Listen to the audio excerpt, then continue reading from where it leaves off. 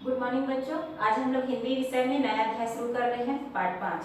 पाठ का नाम है इब्राहिम गांधी और इसके लेखक हैं श्री वृंदावन लाल वर्मा जी। इतिहास के संदर्भ से साहित्य को सरलता के साथ में प्रस्तुत करने वाले प्रसिद्ध साहित्यकार श्री वृंदावन लाल वर्मा की यह कहानी अपने संदर्भ में व्यापक और मानवीय मूल्यों को लेकर बेहद प्रासंगिक है।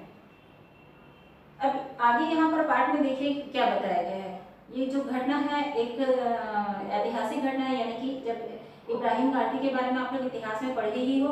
और जब इब्राहिम गांधी जो है पानीपत के युद्ध में भाग लेता है, उसी युद्ध की एक घटना को इस पाठ में लिया गया है। सन 1761 में पानीपत के युद्ध में अहमद शाह अब्दाली से मराठे हार गए। मराठों का सेनापति इब्राहिम गांधी जो था वह बंदी बना लिया गया और अंत तक लड़ते हुए घायल हो जाने के बाद में उसे पकड़ लिया गया। उस युद्ध में अवध का जो नवाब था सुजाउद्दौला अहमद शाह अब्दाली की ओर से लड़ रहा था। जब इब्राहिम गांधी घायल हो जाता है तो सुजाउद्दौला के टीले में जो अफगान शाह अब्दाली की छावनी के भीतर ही था, वहां पकड़कर उसे रख लिया जाता है। अब्दाली को इब्राहिम के नाम से घृणा थी। इब्राहिम के पकड़े जाने पर सुजाउद्दौला के टीले में होने का समाचार उसको मिल चुका था, इसलिए उसने इब्राहिम को अपने सामने पेश किए जाने के लिए सुजाउद्दौला के पास में दूत भेजा। सुजाउद्दौला इब्राहिम की उपस्थिति से इनकार ना कर सका। उसने अनुरोध किया, इब्राहिम काफी घायल हो गया है और अच्छा हो जाने पर पेश कर दूंगा।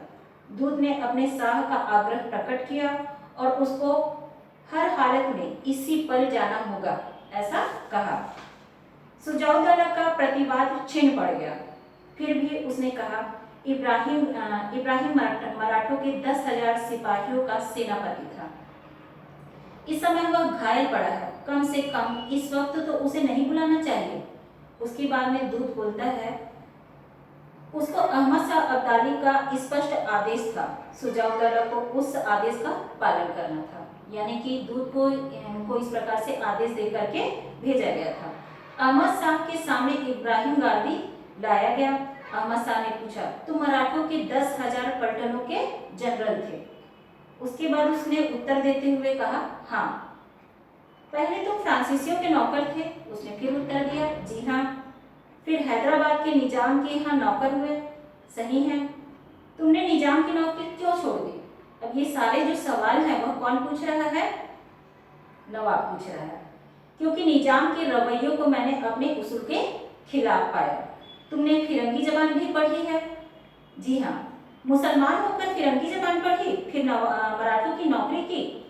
खैर, अब तक जो कुछ तुमने किया उस पर तुमको तौबा करनी चाहिए। यानी कि ये जितने भी लोगों के पास में, फ्रांसीसियों के पास में, हैदराबाद के निजाम के पास में उसने नौकरी की थी, उसके बाद में उसने फिरंगी भाषा भी पढ़ी थी, उसके लिए नवाब जो है यहाँ पर इब्राहिम को कहता है कि तुमको तौबा करनी चाहिए, तुमको शर्म आनी चाहिए। घाव की परवाह ना करते हुए इब्राहिम बोला। इब्राहिम जो था वो घायल हो चुका था और अपनी पीड़ा को वह परवाह ना करते हुए उसने कहा, तौबा और शर्म? क्या आप क्या कहते हैं अफगान साहब? आपके देश में अपने मुल्क से मोहब्बत करने वाले और उस पर जान देने वालों को क्या तौबा करनी पड़ती है और क्या उसके लिए सर नीचा करना पड़ता है? अब ये सारे सवाल जो है इब्राहिम नवाब से करता है। जानते हो तुम इस वक्त किसके सामने हो और किससे बात कर रहे हो? अहमद शाह ने कठोर वाणी में कहा। यह अहमद शाह के द्वारा इब्राहिम को कहा जाता है। उसके बाद में इब्राहिम का जवाब होता है, जानता हूँ और ना भी जानता होता तो जान जाता, पर यह यकीन है कि आप खुदा के फरिश्ते नहीं हैं। इतनी बड़ी फतह के बाद मैं गुस्से को अपने पास नहीं आने देना चाहता। मुझे ताज्जुब है, मुसलमान होकर तुमने अपनी जिंदगी को इस तरह बिगाड़ा। ये सब जो है अहमद शाह अब्दाली जो है किससे कह रहा है? इब्राहिम गांधी से। तब आप यह जानते ही नहीं है कि मुसलमान कहते किसको हैं? जो अपने मुल्क के साथ गद्दारी करे और जो अपने मुल्क को बर्बाद करने वाले परदेशियों का साथ दे, वह मुसलमान नहीं। यहाँ पर मुसलमान की परिभाषा देते हुए इब्राहिम गांधी जो है अहमद शाह को समझाता है कि जो व्यक्ति अपने मुल्क के साथ गद्दारी करता है और जो अपने मुल्क को बर्बाद करने वाले परदेशियों का साथ देता है, वह सच्चा मुसलमान नहीं है। उसको मालूम हुआ है कि तुम फिरंगियों के कायल रहे हो, उनकी शागिर्दी में ही तुमने यह सब सीखा है। क्यों? क्या तुम नमाज पढ़ते हो? हमेशा 5 वक्त?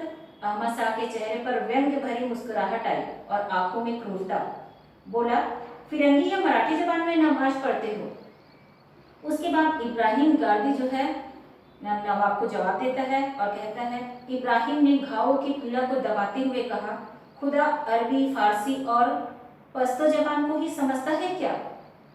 तब वह मराठी या फ्रांसीसी नहीं जानता? क्या खुदा राम नहीं है? और क्या राम और रहीम अलग अलग हैं? उसके बाद अहमद शाह का चेहरा जो है क्रोध से तमतमा उठा। बोला, क्या क्रूफ बकता है? तौबा करो, नहीं तो टुकड़े टुकड़े कर दिए जाओगे। मेरे इस तन के टुकड़े हो जाने से रूह के टुकड़े तो होंगे नहीं। इस इब्राहिम ने शांत किंतु दृढ़ स्वर में कहा। इसके बाद देखो आगे क्या बताते हैं। घायल इब्राहिम के ठंडे स्वर से अहमद शाह की क्रूरता कुछ कम हुई। एक क्षण सोचने के बाद बोला, अच्छा, हम तुमको तौबा करने के लिए वक्त देते हैं। तौबा कर लो तो हम तुमको छोड़ देंगे, अपनी फौज में नौकरी भी देंगे। तुम फिरंगी तरीके से कुछ दस्ते तैयार करना। कराह को दबाते हुए इब्राहिम के होठों पर छीनी हंसी आई। उसके बाद में अहमद की उस खिलवाड़ की इब्राहिम को समाप्त करना चाहता था। उसने कहा, अगर छूट जाऊं तो पूना में ही फिर से पलटने तैयार करूंगा और फिर इसी पानीपत के मैदान में उन अरमानों को निकालूंगा जिनको निकालना पाया और जो मेरे सीने में धधक रहे हैं। क्योंकि पानीपत के युद्ध में क्या होता है, इब्राहिम हार जाता है, मराठों की ओर से लड़ रहा होता है और घायल अवस्था में उसे पकड़ लिया जाता है। तो वह अहमद शाह से कहता है कि अगर मुझे फिर से मौका मिला तो मैं फिर से अपनी पलटनें तैयार करके पानीपत के मैदान में तुमसे युद्ध करूंगा। उसके बाद आगे देखिए क्या होता है। अब समझ में आ गया, तुम असल में भूत परस्त हो। उसके बाद में, जरूर हो, लेकिन मैं ऐसे भूत को पूजता हूँ जो दिल में बसा हुआ है और ख्याल में मीठा है। जिन भूतों को बहुत से लोग पूजते हैं और आप भी, मैं उनको नहीं पूजता। हम भी? खबरदार। हाँ, आप भी। हर तंबू के सामने मरे हुए सिपाहियों के सरों के ढेर के इर्द गिर्द जो आपके पठान और रुहैले सिपाही नाच नाच कर जश्न मना रहे हैं, वह सब क्या है? क्या वह भूत परस्ती नहीं? इसके बाद में, तुम बदजबान भी हो। तुम्हारा भी वही हाल किया जाएगा जो तुम्हारे सदाशिवराव भाऊ का हुआ है। चकित इब्राहिम के मुंह से निकल पड़ा, क्यों, उनको क्या हुआ? उसके बाद में उत्तर मिला, मार दिया गया, सर काट लिया गया। उसके बाद में उफ, घायल इब्राहिम ने दोनों हाथों से सिर थाम कर कहा। अब्दाली को उसकी पीड़ा रुची। बोला, तुम लोगों को खूबसूरत छोकरा विश्वासराव भी मारा गया, जो और एक मराठा का जो सिपाही रहता है वह भी मारा जाता है। इब्राहिम की बुझती हुई आंखों के सामने और भी अंधेरा छा गया। उसने कुपित स्वर में कहा, विश्वासराव, मेरे मुल्क का ताज, मेरे सिपाहियों के हौसले का ताज। उफ, इब्राहिम गिर पड़ा। अब वह जो है दुख की पीड़ा से गिर जाता है। अहमद शाह उसके तड़पने पर प्रसन्न था। उसकी निर्मलता ने सोचा, शहीदी को जीत लिया। इब्राहिम जरा सा उठकर भरभराते हुए सर में बोला, पानी। अब्दाली कड़का, पहले तौबा करे वे लोग जो कैदियों, घायलों, निहत्तों का कत्ल करते हैं। अब्दाली से नहीं सहा गया। इब्राहिम भी नहीं सह पा रहा था।